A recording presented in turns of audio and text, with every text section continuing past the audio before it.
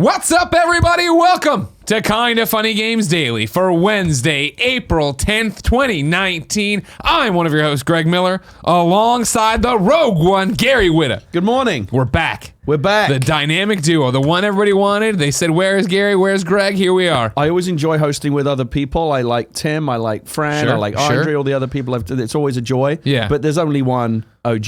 This is the real connection right here. You talking original about it? Greg. This is what it's all about. You're looking very dapper today. Thank you. Of course, yes, I am in a full suit if you're an audio listener. Why, you might ask? Because today we have a wedding at Kinda Funny. We are marrying two Kinda Funny best friends, Demitreus and Rihanna. They will be here 3 p.m. twitch.tv/kindafunnygames. I am officiating. How does something like that come about?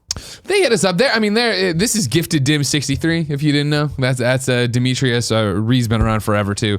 They're best friends who are well known in the community for going above and beyond. Okay. And so when they reached out a while back saying, "Hey, we're getting married and we'd really love to do it at the studio and be surrounded by other Kinda Funny best friends and have Greg be the officiant," we thought that sounds pretty up the alley of Kinda Funny in terms of what we're going for here. Isn't even the first time you've done this. I mean, you've married people before at Kinda Funny live events. Right? Yeah, exactly. Kinda Funny prom. We married two kids. But this is the first time it's been done like on the show. Exactly, yeah. Okay. It's a standalone thing. We're not doing it as an episode of anything. It's just going to be a Twitch stream that's up there that we do.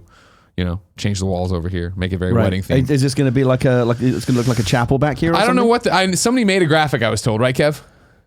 There's a. Don't you have to spoil it? Don't spoil it. Make people come. Leave them wanting. You know. Yeah, there's a video that's been made. Oh, a video's been made. All right, oh, cool. wow. Yeah. Okay. I want you to know that Kevin and I went out to buy kegs to refill the kegerator yesterday. We bought some champagne and some charcuteries. We got the cheeses, we got the meats. Oh wow! So when they get a whole reception afterwards. Yeah, totally. Really. You know, we spare no expense of what can come out of a prepackaged cheese and meat tray. Absolutely. Now, I know you're obviously a professional, broadcast professional. Sure, yeah, of course. When you do something like this, though, when you marry people, are you nervous at all? Because obviously it's a big deal for them. You don't want to mess it up. These nobodies, what do I care? You know? No, actually, this is the best. It's one. all about you anyway, of really, course. right? Of course. This is the best one, I think, in terms. And that Kinda Funny prom is a completely different beast because live audience, and we were doing a prom around it. Right. In terms of the weddings I've done before, this one I feel like the least pressure because these are Kinda Funny best friends who are very specifically wanting a Kinda Funny. They want me to be Greg about it. They don't want when I married Scott and Cindy, it was very much how much do you want me to be Greg from the internet, and how much do you want me to be just get you married? Be respectful. And they're like, and how about you just get us married? I'm like, that sounds. I can do that. I can do that. Yeah. Okay. Yeah. Today, gloves off though. Maybe I'll take my pants off. Nobody knows. And if I do, everybody's gonna go, ha ha, we had a wacky wedding. Internet gold. Exactly. That's what it's all about. How have you been? I haven't seen you in a long time. I've been okay. Yeah, because I mean, I've been here. I didn't go anywhere. That's true. You're the one you who's still been come into traveling. work on a normal basis. I've been coming in every Wednesday. Listen, I had a great time with Fran last week. We had a very busy news day. It was a good day. We had a good conversation about. That was the week that all the Anthem stuff broke. Sure. Yeah. So we were talking about Anthem and the Jason Schreier piece. Yeah. There's been, you know what I haven't had a chance to wait. I'm not suggesting we do it now, but you know, have you guys been covering the whole conversation about difficulty and accessibility in games that came out? It's been a big conversation the past couple of weeks. Ongoing. Where do you stand? I'm curious. Because I've not seen your hot take. Where do you stand on? I don't have a hot take. That's the thing. I like to think Greg Miller has measured takes for the most part, unless they're about trophies. I think the answer is somewhere in between. I don't know. I don't like the idea of games excluding people in general, especially when we're talking about accessibility, right? We talk about this all the time. Right. People play fast and loose with the verbiage on it, right? So it's like, okay, cool. Easy mode. Well, easy mode has a different connotation than accessibility. Like I want, able gamers. I want Steven to be able to play games. I want all these different things. So I feel like when we start going into accessibility, we start trending into territory I'm not familiar with because, I haven't had to deal with that and I don't know what that's like. And I don't know when that comes down to a button mapping issue or if it comes down to how twitchy a game needs to be, blah, blah, blah. I think there's a way to meet in the middle where it is that a developer like From Software can say that, what we make are games that are gruelingly difficult and you need that challenge of the boss and you need to be able to get over that. And there needs to be somehow for them to have that vision and make the game they want to make and that be okay. Yeah. But it also be that there's other developers, Corey Barlog, right, just spoke up, right, of like accessibility issues have never stopped me from making a game, right? Like in terms of I want people to be able to enjoy it at any level. And that's so different when we start talking about these things as art. We sort of talk about and then there's this conversation about how we talk about them as players, how we talk about them as a business. There's a million different moving parts to it. I don't think there's a turnkey solution where it is that all games have to do this. They have to be this. And it's it's refreshing to hear a kind of a nuanced take on it, because what I've seen on the internet is everyone was retreating into two very polarized camps. Sure. And there's been a lot of I think that's the benefit we have of this show and the kind of funny audience, right? Is that nothing we do is short form. Right. Nothing we do is 280 characters. And when you try to boil it down to 280 characters no, fuck that. There shouldn't be an easy mode in secure. It should be hard. Sure, I get that, and I understand what you're saying. That's not what certain people are arguing for, though. There are people arguing that, yes, I wish I had it on, there was an easy mode and I could go do this. But then there are people that are arguing, well, no, I just want to be able to play the game. And then there is this, how does that work? And should that be on the back end of the Xbox, the PlayStation, I would assume PCs doing something of key bindings and going through and like, well, then it wouldn't even be an issue for the developers to tackle on a game-by-game basis if there was one overarching thing to be able to do. And it's a giant ball of wax that I think, above all, wherever you come down in this argument, this discussion that's been going on, thank God we're having it. I think this is. I think it's a worthwhile discussion to be having. Yeah, and I remember the first time I went into a GameStop and they were selling smaller controllers, and it was that idea of, why do you, who's playing control? And like somebody, I remember being like, oh, well, my girlfriend, the controller is a little too big for her. I was like, oh, okay. And kind of rolled your eyes and walked away. Not thinking about, no, first off, there are people with smaller hands, obviously. Right. But thinking about like, no, different size controllers aren't probably for people with smaller hands necessarily. They're also for people who can't use a controller due to a disability, due to an accessibility issue. And I think as we've talked about the learning experiences I've personally gone through when it comes to my entire life, this is another one of them that I think until I met Steven and really talked about things that were happening, right? Steven, Steven from Able Gamers, right? I don't know if we've ever talked about this. Steven and I, he was the guy that I think introduced the whole idea of, hey, it's not just about difficulty, but about accessibility. Not everyone can play these games like you can. Oh, yeah. But we want to feel included too. Yeah, no. I think he was the guy that widened the debate. 100%, because he got to be out there and be that voice. And I think, something I don't think we've ever talked about on air, not because we're afraid of it, just because it hasn't ever come up. The way Steven and I think, knew of each other on the internet, as I know so many people on Twitter and stuff like that, but didn't interact too much. I think I maybe retweeted an Able Gamers thing, and I thought it was a cool charity and didn't think anything about it. The way we actually started our friendship is that I crossed a line. Like, it was PAX, one of the PAX Wests. Maybe it was PAX East. Doesn't matter for this conversation. But it was one of the League of Heels things where we all go and dress up in crazy costume and do stuff. Oh, so it must have been PAX West, because at PAX East I had gotten injured by Dan Reichert, where he had elbow dropped me and almost broke my ribs, and it was this huge thing, and I made this whole thing up. And so for PAX West that year, what I did is that I came in a wheelchair, and I was doing like a Stephen Hawking thing, where I was just sitting there with a keyboard typing, acting like Dan had hurt me, and I had Andy Cortez, who didn't work for us at the time, doing the mic, like talking for me.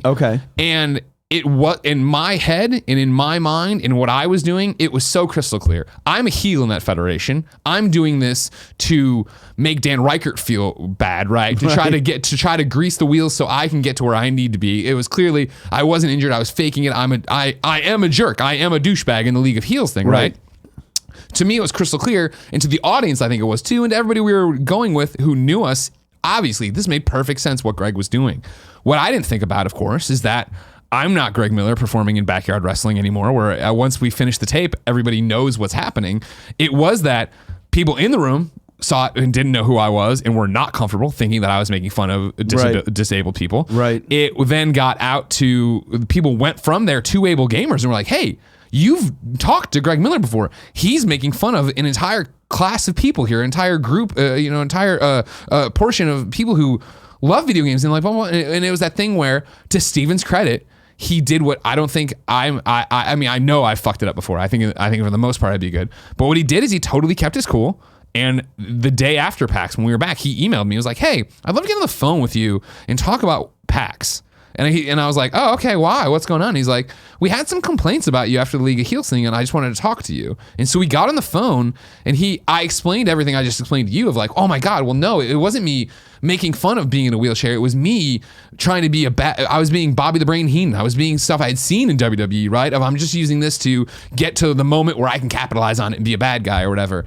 And he was like, I get that, and that makes perfect sense, and I know you, and I know your heart, and I know where you're coming from. That is not what was projected. And outside of that, when somebody sees that on Twitch and has no fucking idea who Greg Miller is and doesn't know that he's trying to do all this stuff, that reads wrong. So that was a teachable moment for you. 100%. And ever since then, like, we've been thick as thieves in terms of, I obviously was already helping. I'd like to think, but I'd like to think I'm even more on it now. But this is what I'm getting at, is that these are issues that I'm fortunate enough to never have had to think about.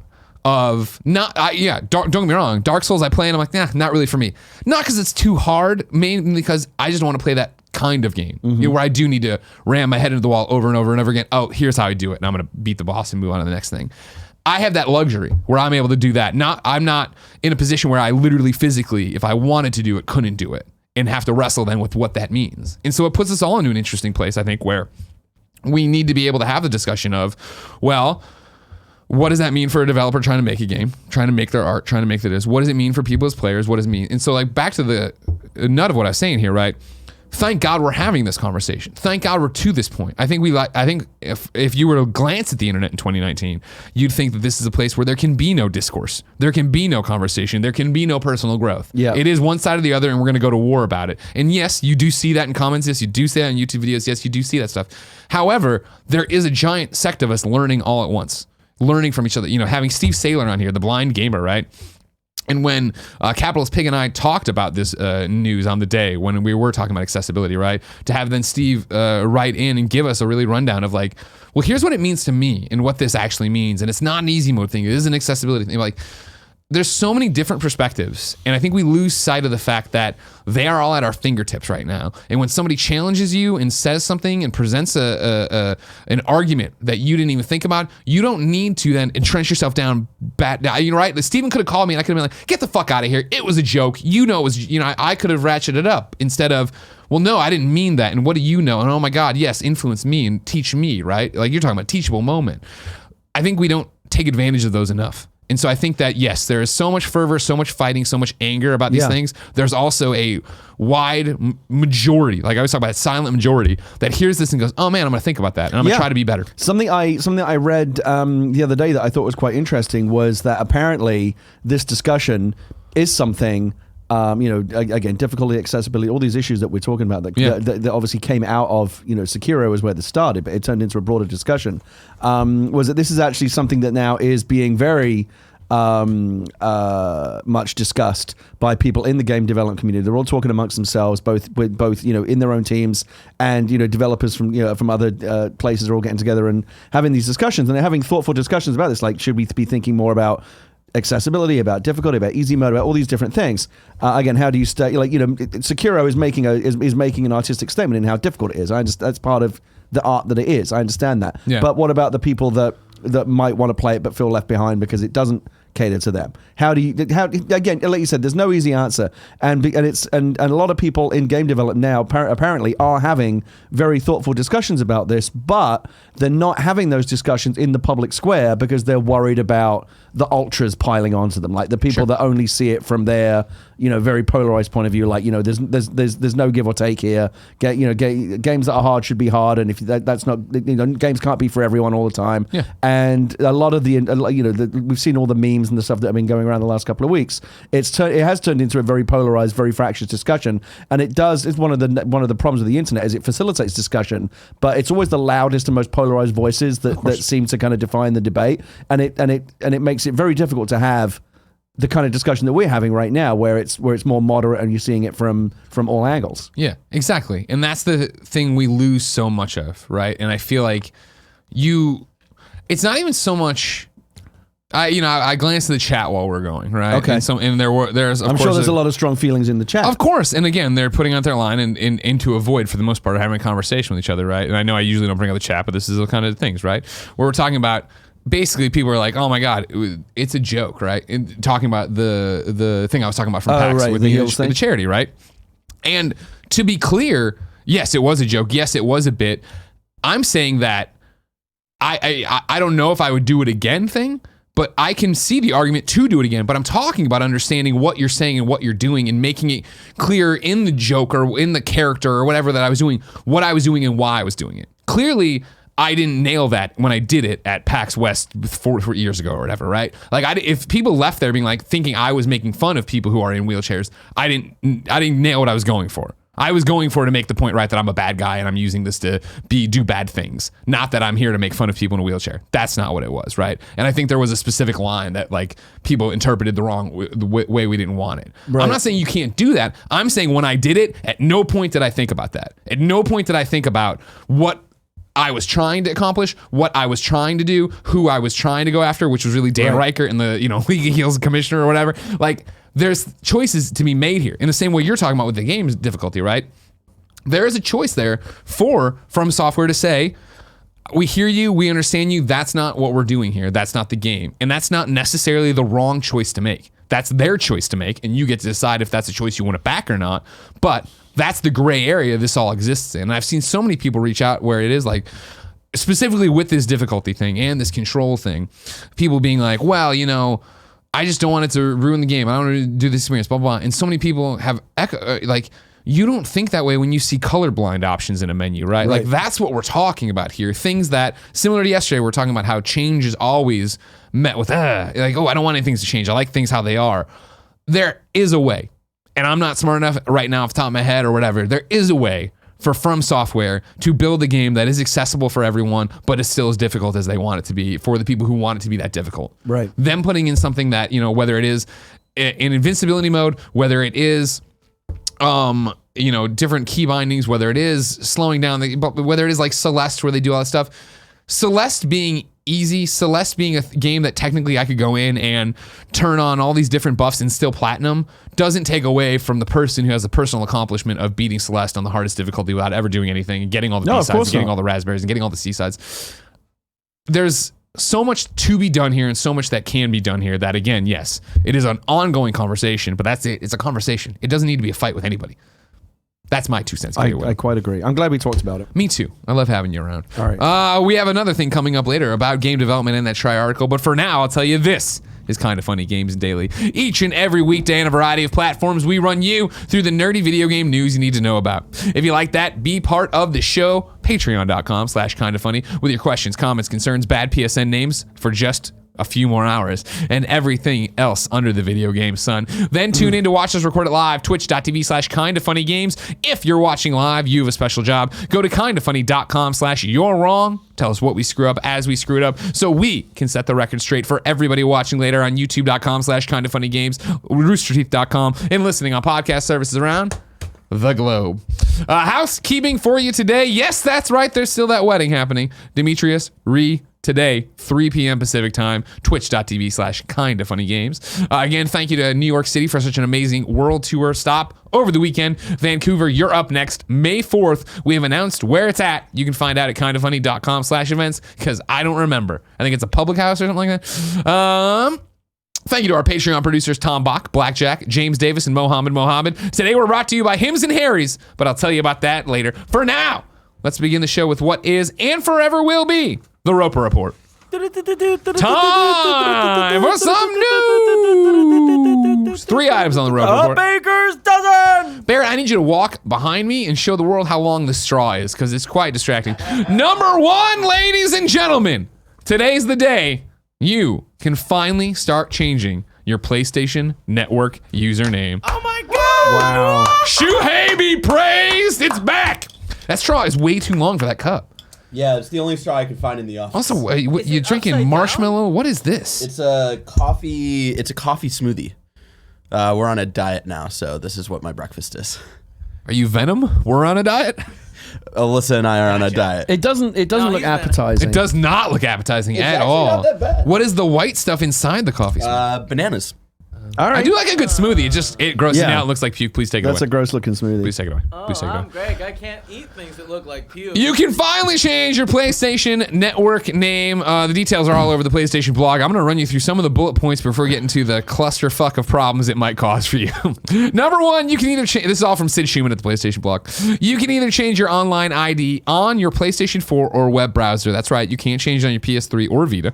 The first change is free, and changes after that will cost $9.99 in US dollars. PlayStation Plus members, it'll cost $4.99 for each change after the first one. When changing your online ID, you'll have the option to display your old ID next to your new ID in your profile for 30 days. This will make it easier for friends to notice your ID change. You can select this option at the time you are changing your online ID. Reverting back to an older online ID is free. The game must have launched for the first time on or after April 1st, 2018 to support online ID change feature. For example, a game that first launched back in 2013 that has since been remastered or resold as a complete edition in 2018 does not apply. So important to point out here, it says reverting back is free. I saw a lot of people calling out. You still own your old PSN names. So if you were hoping, a lot of people are like, oh man, I think when this got announced, they were hoping people would move off to other names. You'd get the old names. That doesn't exist. Names are still taken, period. Got it. You just have these new names. Also important to point out here, as they're saying, the game must have launched for the first time on or after April 2018 to support the online change feature, meaning PS3 and Vita games pretty much don't support this. And I know there's a few Vita games, but you follow my Well, this only goes back a year. What happens to, the vast majority of PlayStation games are older than just You're going to have your old ID pop up if it works at all, because they have a whole list. They have 3 categories of games over on the PlayStation blog when you dial into the FAQ. We have games with no known issues, games with issues identified, and then games with critical issues. Let me run you through what this means. Games with no known issues, games which have been tested for the online ID change feature and no known issues were found. These games are also separately listed in games with no known issues. There's lists and lists of games everywhere here. Mainly going through, as they said when they launched this, the biggest PlayStation 4 titles. Games with issues identified.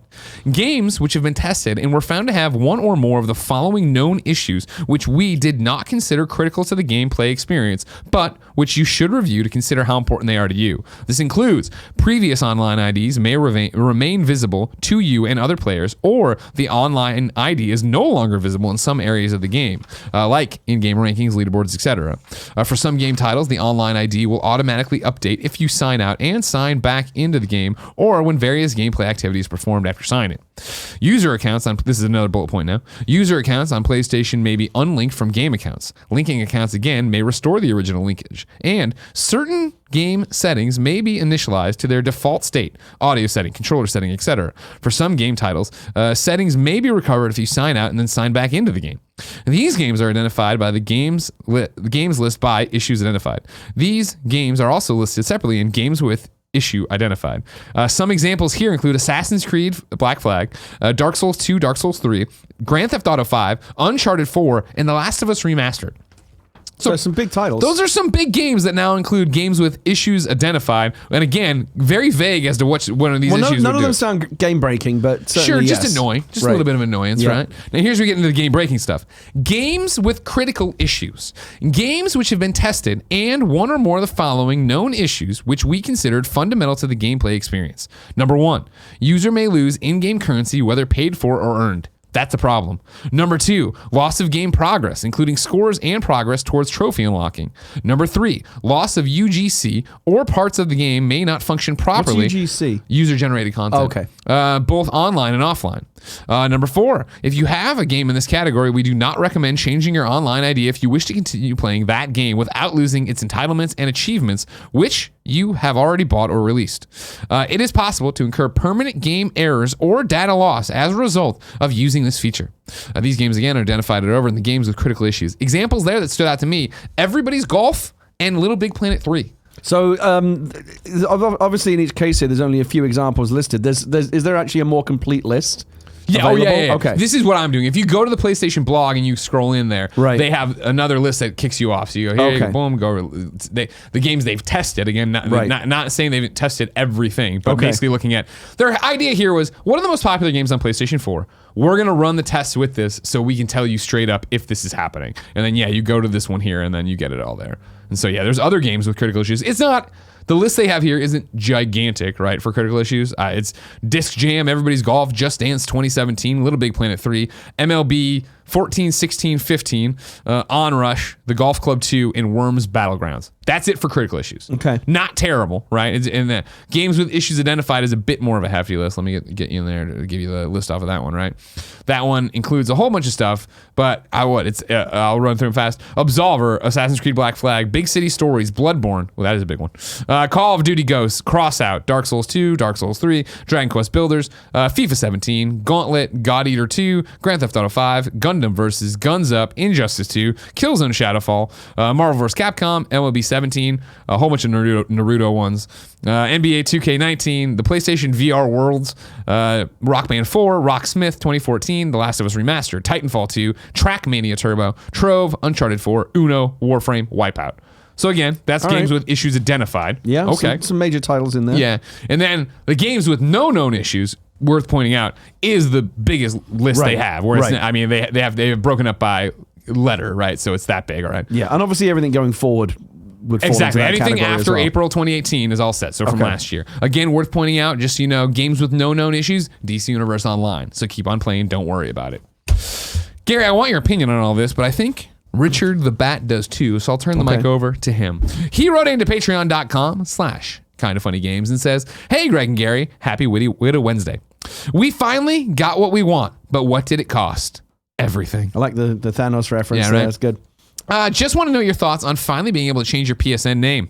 I, for one, am excited to change my name, which was White Boy with OI 2749. I was 12 when I made that, and it makes me feel weird when people start calling me White Boy while playing online. But I'm not a big fan. I'm not a big trophy hunter. I'm not a big fan of trophy hunting or going back to old games. But do you think people are going to be disappointed with all the issues? Thanks for everything you do. Have a good one.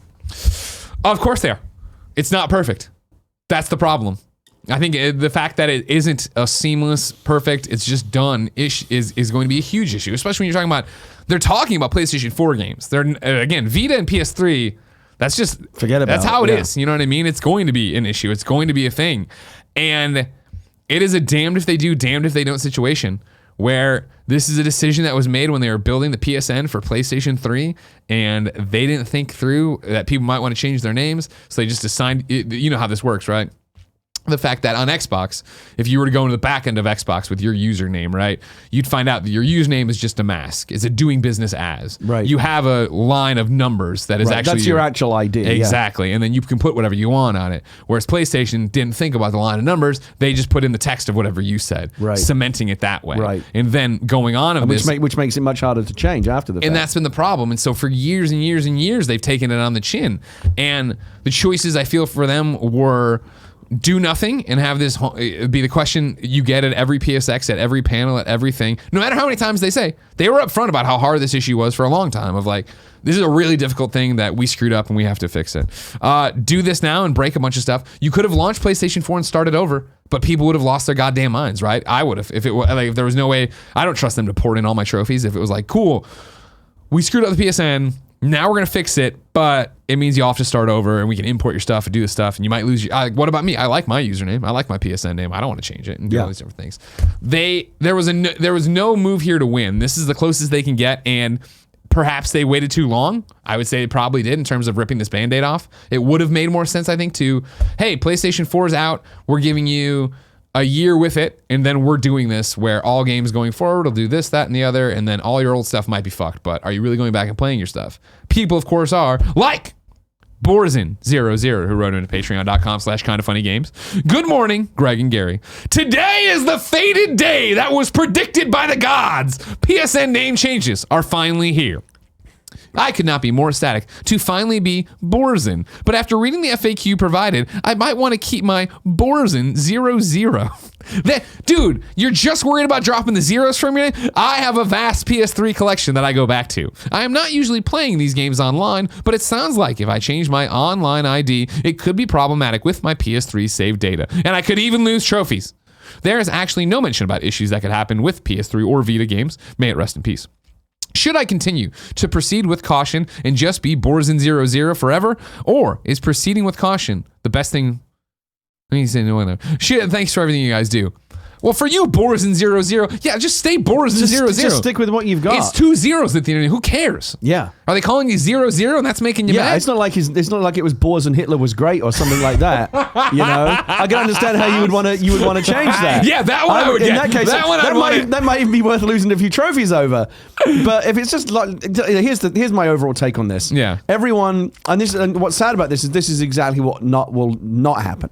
But everybody who's interested in changing their name needs to do the research, read the document that Sony's provided about the possible risks and rewards, and make an informed choice based on their own unique case. I think I'm actually kind of amazed that Sony's done this because, again, obviously it was not easy for them to do. There must have been a tremendous groundswell of consumer sentiment for them to make this change, given that they're buying, or basically they're just buying themselves a bunch of aggravation. Because here's what's going to happen. A lot of people are not going to read the notes about possible conflicts with games. They're going to make the change, see the conflicts, and then start hitting up Sony customer support saying, oh, what's going on? Why did I lose my trophies? Or why my settings changed? Or why can't I play this old PS3 game anymore?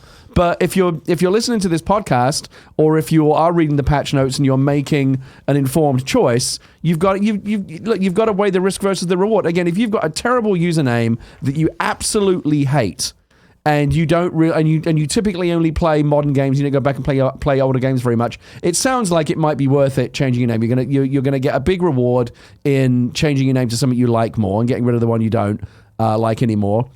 And there's very little risk because the games that are going to be affected are older games that you maybe, like for me, for example, I mean, I don't want to I'm happy with my name. My name on PSN is just Whitta. And I'm happy with it. But again, if it was something horrible and I really wanted to change it, I would feel confident changing because I'm playing new PS4 releases that are coming out. Yeah. But I'm typically not playing like older games. I would be fine changing it. I'm 100% with you. That's where I would fall into if I was changing it right now. Again, this is me as who I am as a consumer, is the fact that, I usually play new stuff. There's tons of games I'm always like, well, if I just sat down, I could get that trophy. I'm only one away in fucking whatever game for a plat. I'm never going back to that. It doesn't matter. I don't know where the saves are. I'm usually just moving forward. So it wouldn't be that big of a deal to change this and never look back. But if you do have this extensive PS3 collection, I would not risk it. And if not, unless you're Bore-zen, who's now, somebody is stealing Bore-zen right now, by the way, Bore-zen Zero Zero. Yeah, it's probably already gone anyway. It's gone now. But if you just want to change your name, let it ride for a month and see what happens, a week and see what happens. Somebody already in You're Wrong points this out, a paragraph I blew past, even though the FAQ they put in kind of talks differently, whatever. Here's a graph from this. We do want to take this opportunity to clarify one point. As a result of the preview program, we found an instance where a game did not fully support the feature, even though it was originally published after April 1st, 2018. Contrary to what we published in our original announcement, all PS4 games originally published on or after April 1st, 2018 have been developed to support online ID change feature. However, since they have not all been specifically tested with the feature, we cannot guarantee that they will all support it. For details information, we can So even that has a caveat. Yes.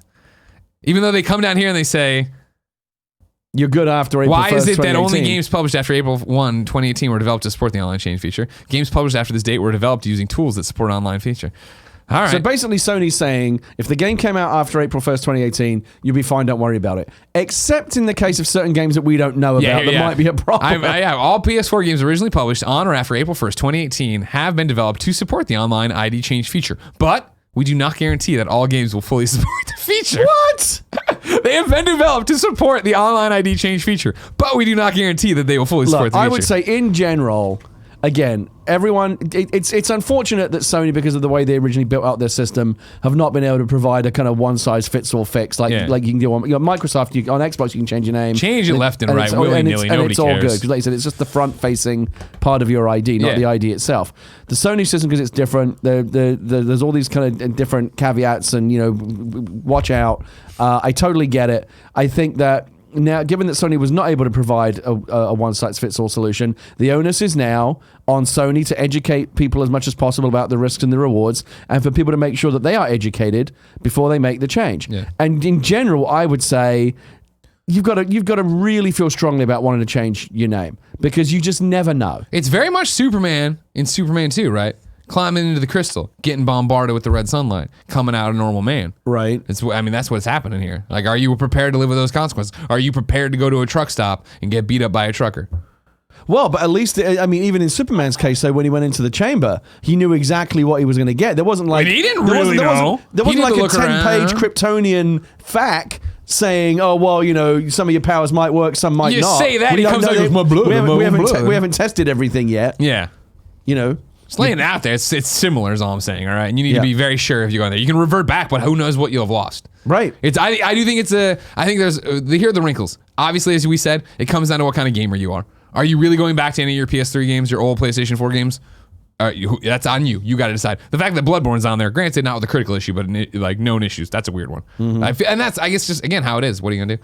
And then it's the idea of like, how many people are going to dial into this and never look into any of this? Where they go, what does it look like? I wonder when you go into your PlayStation settings, like I bet they don't kick you to, cool, hold up. Like some of your games aren't going to work. Here's a bunch of lists. Read like a EULA. Read through this list and hit accept if you really are down for it. We'll see. It's going to be interesting times ahead. I think that as much as Sony has tested this and tried to prepare, again, you never really know until it goes out into the wild. Then I think I fully expect that once this actually goes out into the wild, as of today, over the coming weeks, you're going to see a lot of reporting on unforeseen problems. And again, that sucks that it isn't a turnkey solution.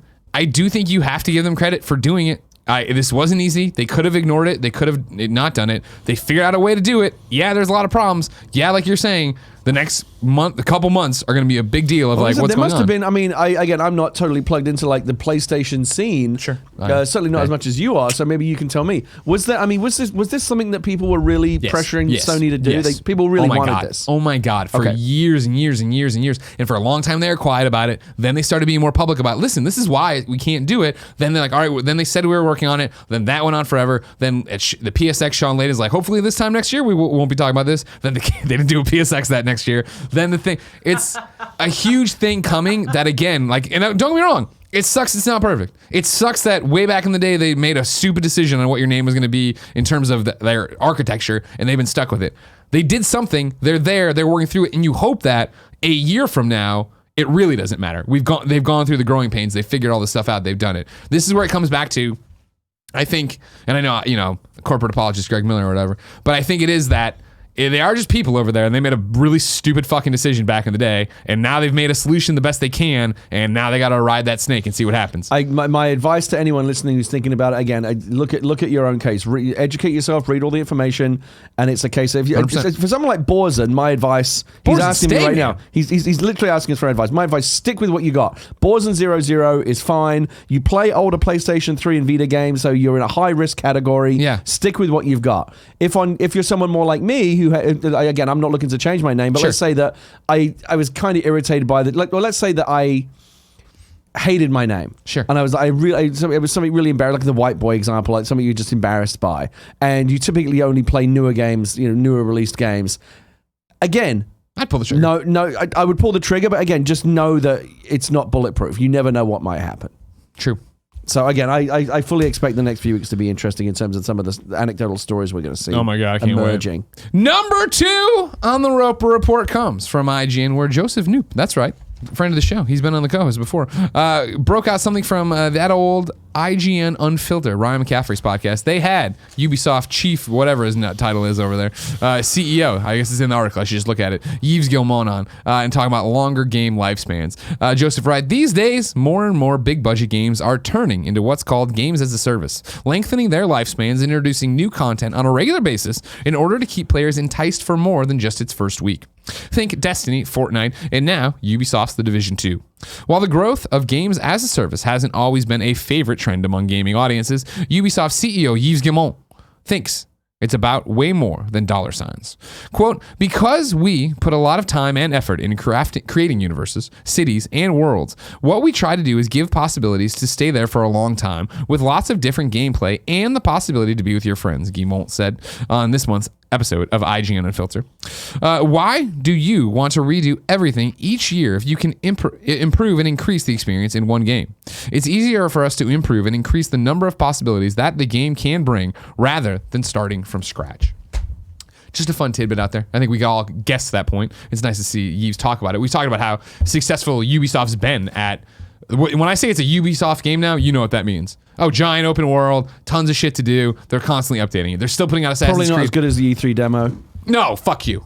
Get out of here with that. That's the old Ubisoft. That's Watch Dogs. That's Watch Dogs 1, not even now. You know what I mean? We're talking about goddamn Assassin's Creed Odyssey still getting cool stuff. You and me addicted to The Division. Yeah. Like, I like that. Like I said, I'm a big Ubisoft fan. Like I said, I'm more likely these days, just sight unseen, if you were to say to me, hey, there's a new game out from Activision, a new game out from EA, a new game out from Ubisoft, all AAA, which one? That's the only information you've got is the publisher. Yeah. Which one would you want? I said, give me the Ubisoft game. Sure.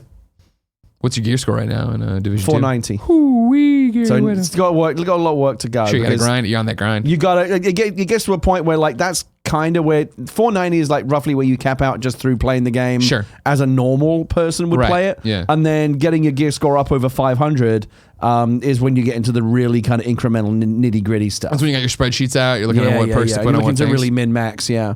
Which is not necessarily my thing, but like that's where I am in the game now. Yeah. I got my first exotic weapon, we talked earlier. That's a hassle. It's very hard to do, but very satisfying when you get it. Oh, God, it's a lot of fun, and I agree with what the guy's saying here. I think this is, I mean, would you rather, if you think about something like Division, would you rather play the Division 2 for a year, and then next year there's Division 3, which is another city, another world, they've made a bunch of improvements, but you're basically starting all over again? Or would you rather spend 3 years in an ever-evolving Division 2?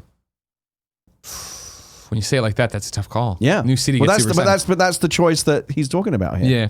I mean, I think Ubisoft's just doing such a brilliant job with it, of the fact that Assassin's Creed Odyssey is still like the number 3 game in my games folder on my PS4, right? Because I know they're still putting out DLC. I still haven't finished the last DLC. There's still so much crap to go back and do, Ask Cassandra, which I'm all about. Right. After having platinum the game, that's the biggest thing, where it's the same way I talk about with Division 2, where I want to platinum Division 2. I will platinum Division 2. I'm like 85 hours into the Division 2, right? Yep. Something ridiculous. Yeah. And I'm not platinum chasing it. I'm just playing the game. I'm just happy to be there. I'm happy to turn it on, run around, and do whatever I can for that little bit of time. Yeah. And that's different for me. It's not like Destiny 2, where I platinum Destiny 2 and deleted it off the PS4. I was like, that was a great time, and I'm done.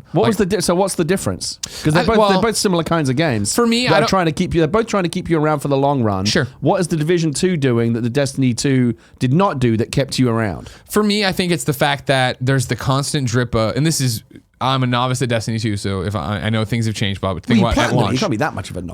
Well, I mean, now I couldn't even talk to Andrea or Fran about it because so many updates have happened. But I feel like there's just the constant carrot at the end of the stick of the Division, right? Where it was like, cool, oh shit, Tidal Basin's out next week. Oh shit, the raid's coming out this way. I'm like, there's still like, we know that the 25th is the raid, right? Like we know that there's more stuff coming. 8 players, that's gonna be fun. Are you kidding me? Yeah, I can't wait. And so it's like, oh, I want to get ready for that, and I want to do that.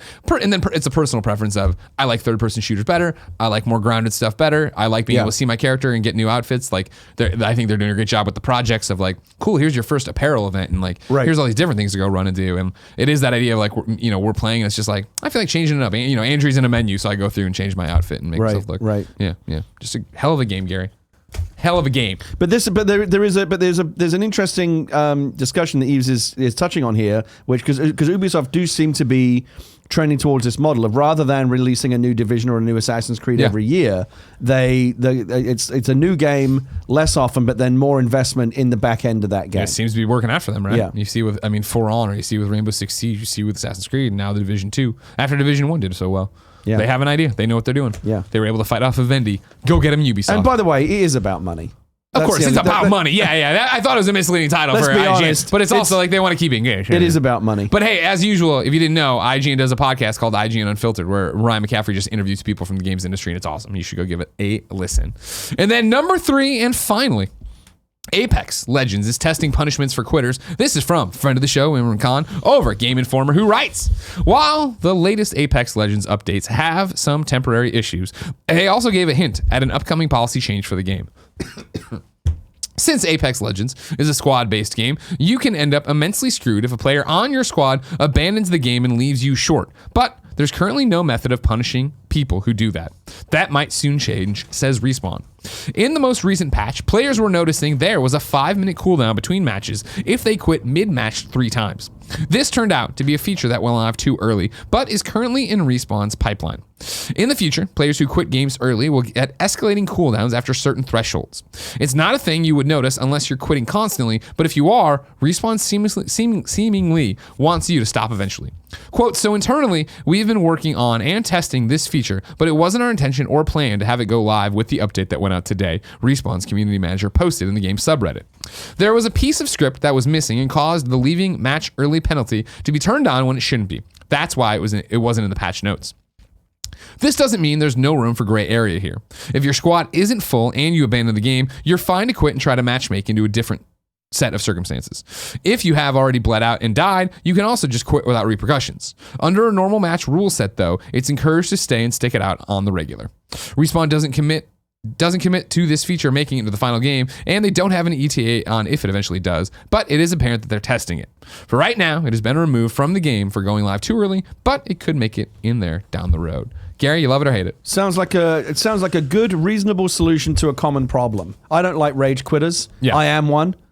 I don't like myself. I don't like myself. Yeah.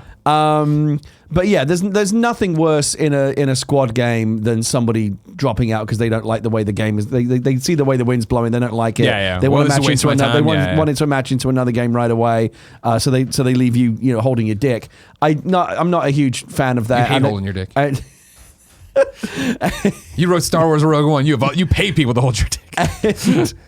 And there does need to be a solution, and I think that this is actually a great one. As you were reading, I thought, what an elegant solution. It's not, you're not banned or anything, but there's a cooldown before you can. Like a slap on the wrist. So like, hey, stop doing this. And it solves exactly the problem.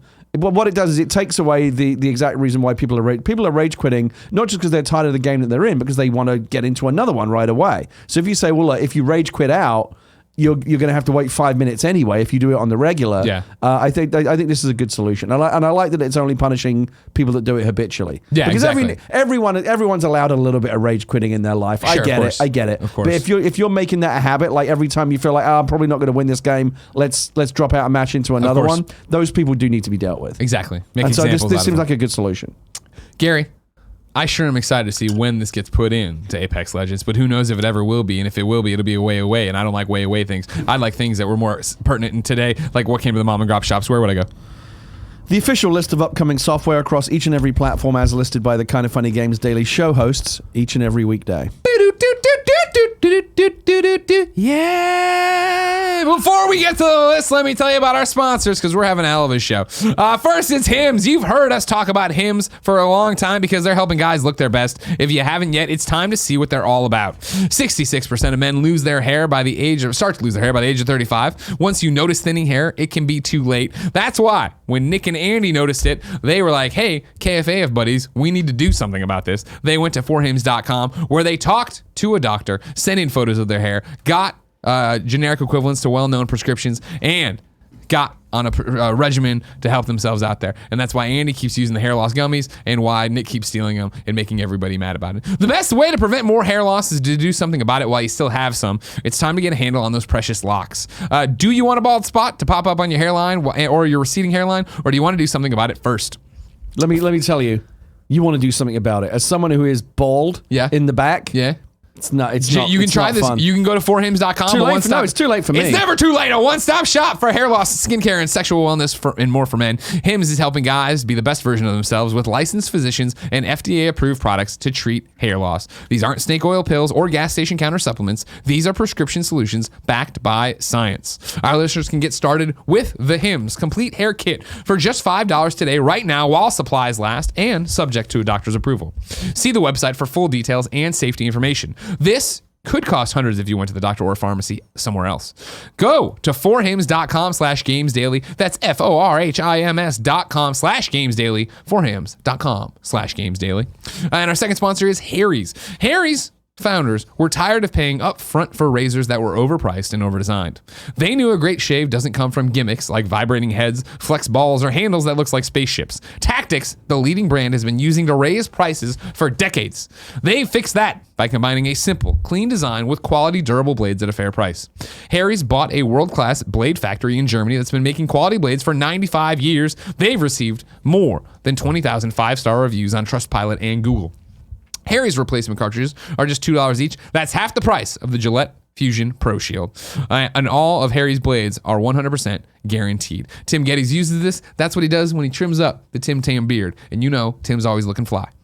You can get a $13 value trial set that comes with everything you need for a close, comfortable shave, like the weighted ergonomic handle, 5-blade razor with lubricating strip and trimmer blade, rich lathering shave gel, and a travel blade cover. Listeners of my show can redeem their trial set at harrys.com/gamesdaily. Join the 10 million who have tried Harry's. Claim your trial offer by going to harrys.com/gamesdaily and let them know we sent you to support the show. All right, list of games, Gary, that are out today. You ready? I'm ready. There's something that I thought was on here that was going to be on here that's not. So I want to ask you about that once you've done with the list. Don't try to stump me. Construction Simulator 3 is out for mobile devices. Vaporium is on Xbox One. Cook Serve Delicious 2 is on Xbox One and Switch. The Mystery of Woolly Mountain is on PlayStation 4, Xbox One, PC, Mac, Switch, iOS, and Android. Royal Roads is on PlayStation 4. Plague Punk Justice is on PC. Metaverse Keeper is on PC. Switch and Shoot is on Switch. Good name. What did you think was going to be I thought Dangerous Driving was out today. That was yesterday. Oh, it was yesterday? Yeah. Oh, so it's out now? Yeah, I got to go get it. Okay, I'm bye. excited. As soon as I'm Just out get of up here, and leave. As soon as I'm out of here, I'm gonna go download it. I'm very excited about Dangerous Driving. Everybody loves it from everything I'm talking about. Yeah? You were a big Burnout guy? Well, have we not had this conversation? Huge Burnout guy. Love Burnout. Always felt like I wish Criterion had been able to continue making those games. So I love the fact that this is a bunch of ex-Criterion developers essentially going back and making like an old school throwback Burnout and all but name Burnout game. The only thing I was disappointed to read, because I read the reviews this week, no multiplayer. Apparently that's coming down the road, but all you have for right now is out of the box is a single player campaign, which I'm sure I'll enjoy, but I want to race against other people. You'll get there, don't worry. Yeah, we'll get there. Okay. But for the most part, I mean, it seems like a very, very OG Burnout experience. Here's the thing. For that, I am grateful. When we were at Kansas City, people are always writing in, what game would you like to see brought from back from the dead? Where is it? Kind of thing. I'm always like Road Rash, which I love, and I do want Road Rash, but I've been beating that drum for a while. Here's the real one, Gary. How has no one made a spiritual successor to Crazy Taxi? And I don't mean I quite agree. I don't mean a half-assed one. Like, get a real soundtrack again, have them drive around to real locations again. I'm a huge fan of driving games, racing games, whatever you want to call them, where you're not just trying to beat the clock or be the first one over the finish line. Sure. I like games that have a different objective, like Crazy Taxi, you pick up a passenger somewhere. My favorite driving game of all time is Chase HQ, where you're chasing down the criminals. You ever play Chase HQ? I don't know it. No, I don't know it. Okay, so the Need for Speed Hot Pursuit games kind of rips that idea off a little bit. There's criminals trying to escape across the county line or whatever, and you have to kind of catch up to them and knock them off the road, get them off the road. So it's driving, it's action, but there's also like a different objective other than just win the race, get in the top three or beat your previous time or whatever. But Burnout, obviously, one of the things that it did was add a lot of those features. Whether it be taking down other vehicles, crash mode, all these really, really fun features. You're still racing against the clock, but they made it about more than just racing against the clock. Well, that's why I like Paradise. When Burnout Paradise came out, where it was like, I'm not good at racing games, but I can just drive around here. I can break billboards. There was enough little things to do that didn't involve me having until I was comfortable enough to go race and see what happens. Yeah. New dates for you.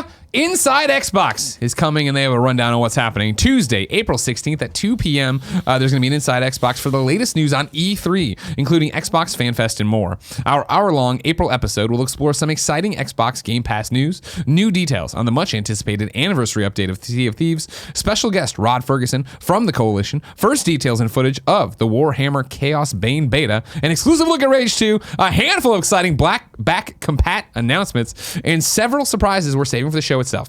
Plus, if you watch live on Mixer while logged into your Xbox or Microsoft account, you'll receive an avatar item from Rage 2. Finally, due to popular demand, we're bringing back the Ebon Flintlock in-game accessory from Sea of Thieves to celebrate a year of fortune and stories set on the high seas. So, Tuesday, April 16th. Get stoked about that. All right? Good? We're great? Perfect. Vanbrandt's Cold Soul roguelike RPG is coming out on PC May 28th. Uragun, a futuristic top-down shooter, is coming to Steam in October. Deals of the day for you. We got an Xbox Game Pass update for April for you. Prey is coming April 11th. The Golf Club 2 is coming April 11th. Monster Hunter World is coming April 18th. Game Pass, that's a big one. The Walking Dead, Telltale's The Walking Dead: A New Frontier, April 18th. Life is Strange 2 Episode 2, April 24th. And Resident Evil 5 on April 25th. Dylan, a.k.a. The Big Dill, writes into patreon.com/kindoffunnygames and says, "Hello, KFGD crew. My question for today is in regards to Game Pass. There were some new games announced this morning, and it seems like a pretty big deal to me because they're adding Monster Hunter World and RE5 from Capcom, Prey from Bethesda, and Life is Strange Episode 2. Not sure if Episode 1 is already on there. I'm pretty sure it is. These are all some major third-party studios. Do you think Microsoft is gearing up to blow everyone else out of the water with Game Pass?" Gary, what's your read on Game Pass? I like Game Pass. I had a subscription to it for a while, and I didn't keep it because just for the period that I was on it, the games that were available, I was like, maybe this is worth it for me. But it seems like they're getting more and more aggressive and getting bigger and bigger titles on there. So if they continue to double down on that, I mean, what does Sony have? That I know they have PlayStation Plus, PlayStation Now too, but it's not quite as, I don't know. Game Pass seems like Sony doesn't have anything quite as cool as Game Pass right now. PlayStation Now you subscribe to and you get into, right? I always fuck this up, but I'm pretty sure, it's a subscription as well for PlayStation Now. But I think it's more... That sounds right. Right? Hold on. I'm just going to do it because I got the computer. I might as well, earn it here. PlayStation Now, online streaming services, PlayStation 4. And enjoy 750 games on demand. So it's the very same thing. That's their version of it. But it's the thing where, Microsoft's more aggressive about it, and at least more aggressive about promoting it. They've certainly been marketing it better because, again, it seems like Sony does in fact have their answer to Game Pass, but no one's talking about it to the same degree. Yeah, exactly, and that's the thing, and I think it's because Microsoft is out in front of it, right? The PlayStation exclusives you're looking for are there, Last of Us, God of War, blah, blah, blah. And then, greatest hit stuff, you see Fallout 3, Batman, Arkham City. This is for PlayStation Now. I just feel like, you're not seeing what Xbox is doing with Game Pass, where you are getting stuff like Monster Hunter World, Life is Strange 2. Monster Hunter, I literally went, kind of stopped a little and said, shit, Monster Hunter World, that's like a relatively new, really big it's title. A year out, right? Yeah. And so Dylan, asks about, is Microsoft gearing up to blow everyone else out of the water with Game Pass? I don't think they're gearing up. I think that's what they are doing. I imagine you covered this on a day that I wasn't here, but there was also some interesting news about how they're combining the Xbox Live subscription with Game Pass. Yeah, is that rumored though, or is that official? I don't know if it was rumored or it was announced. I remember reading something about the other day where you pay a little bit extra, but you essentially get both in one, which would be a really sure. Cool I think that's what we're going for. I think when they launch the next Xbox, when they talk about Scarlet, whatever they're going to do at E3, I think it is them lining up that, hey, here are our services, and our services are unmatched, and this is why they're included at a cheaper rate. This is why you should do it. Think about, again, like I always talk about this with Game Pass, where it is going to be, hey, if this rumor of the Xbox One S all digital, right? We have this Xbox One S that's just digital. There is no disc drive. You're gonna get it hopefully $100, $99.99, right? And you put it in, and then for $10 or whatever promotion they're running, you get all these games that are new games, right? Yeah. And I think Dylan's talking about, oh man, they're bringing in big publisher or big third parties. Yeah, Prey didn't do as well as people wanted. Monster Hunter World has dropped off. Life is Strange 2, I think, is having a hard time getting its grip in anything because you just don't hear people talking about it like they did Life is Strange 1. Mm-hmm. That's the power of Game Pass, where it is that you can go out with these games that are already there, put them out, and get people stoked. And Monster Hunter World is such a great game that when you get in there, the hope is you're going to go spend money on cosmetics or DLC or whatever. Yeah, and if you look at the kind of the big long-term picture of this, I think this is the direction it needs to be going. And look at the way that we already consume all our other media now. It started with music, with Spotify and Apple Music and services like that, and Pandora. And now, look at how do you consume movies and television these days? You mostly go to like Netflix or Hulu or whatever, and you don't. It's very rare these days. I stopped buying Blu-rays a long time ago. I don't go out and buy movies a la carte anymore. I do sometimes still buy digital movies, but for the most part now, when we watch stuff at home, you go to Netflix or Hulu or Amazon or wherever it is that you're going, and you browse a vast on-demand selection of entertainment. That's how it's been been that way forever now for music. That's now the entrenched way that we consume movies and television. I think games are next, don't you think? Individual kind of a la carte games purchases are going to go away, and we probably will end up with a vast subscription service. I think you're gonna find AAA and big games and big publishers still putting their stuff out, right? Hey, here's what's happening. This is where these are still events that we want you to go buy. But what you're seeing with Game Pass, which again is the difference of PlayStation Now, I think, Game Pass is doing, hey, it's all of our stuff day and date, all of our, AAA games, granted it's Crackdown and stuff like that, Sea of Thieves, make your jokes if you want to. Then it is that we are partnering with indies, we are partnering with smaller game studios to make their games day and date on Xbox Game Pass, right? Below, which had been in works forever, here it is, it's on Xbox Game Pass, jump in and do it. And then it is that we're partnering with games that I think traditionally the PlayStation model would have been to partner with them for PlayStation Plus, which is still, Xbox games with gold is still a thing. PlayStation Plus is what they pushed in your instant game collection, whereas in reality now Xbox has this Xbox Game Pass that has more closer to current games, if not current games, with day and date stuff that is ready to go. And I think the other thing that's going to push this in that direction is the cloud stuff, whether it be Google Stadia or xCloud or whatever it is. We're moving more towards this infinite content and infinite variations, where it's not just about I was talking to my kid yesterday, my 6-year-old, and she was browsing Netflix, and my wife and I were talking about like what it was like when we were kids, and I was explaining how we had 3 TV stations, and that was all we had to choose from. And she couldn't imagine, I'm sure. Her mind was blown by that. It was like, what do you do if there's nothing to watch?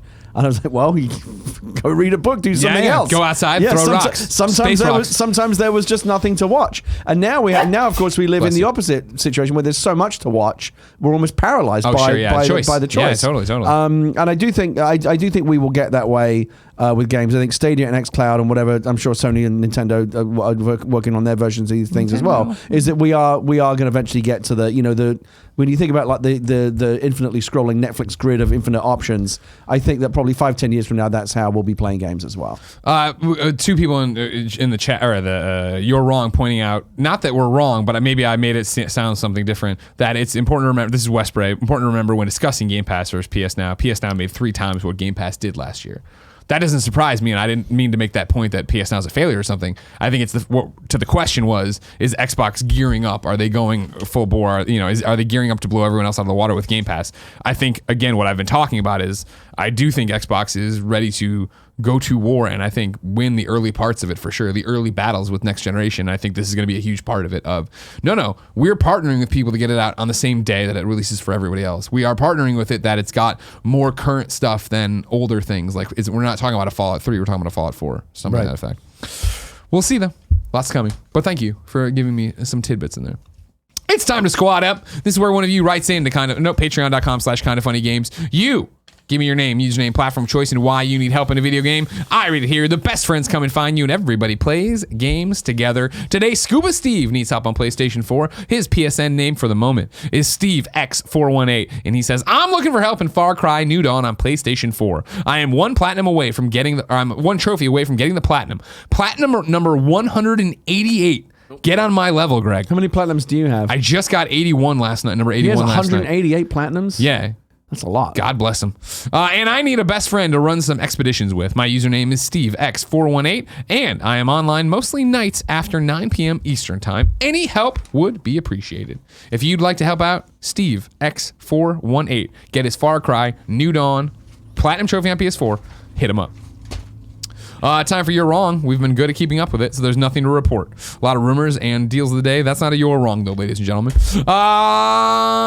Tomorrow's host is going to be Andrea with me. Friday, Tim with me. Thanks for coming by, Gary. You're here all week. I am here, finally. You know what I mean? Not next week. That's how I do it. So you got a wedding today? Big day ahead? Yeah, Very exactly. exciting. KFAF is next. I'm sure it's going to stink the joint up, and then we have a wedding at 3 p.m. Twitch.tv/kindoffunnygames. You know what I mean? I don't think we're putting it on YouTube later. So if you're catching this way later and you want to see what the wedding was like, come on back to Twitch.tv/kindoffunnygames. Scroll down. There's a little archive there. You can click on it, and there you go. You can see what we did. Until next time, it's been our pleasure to serve you.